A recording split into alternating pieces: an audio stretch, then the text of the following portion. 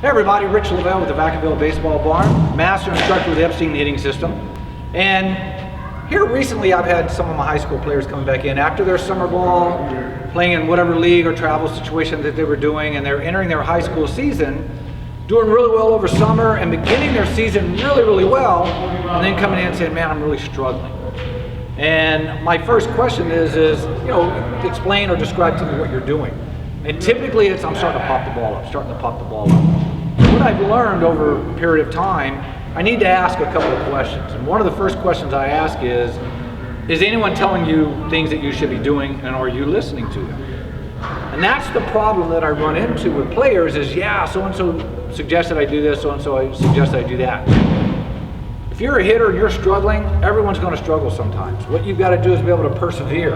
And if you're going to persevere through that little bit of downtime, you need to go back to the basics. If you're a hitter of mine, I tell you, go back to the contact drill. Do the contact drill into an impact bag, a cushion, whatever you've got to do, but get yourself into the proper positions and just go back into the contact drill. That's all that you need to do is get back to the basics.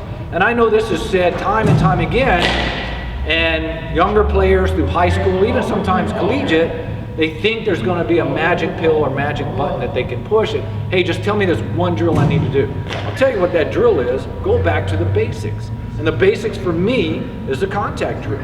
Now I may throw in our launch drill as well, because it kind of combines with the contact drill really well to put them back into what I consider to be the most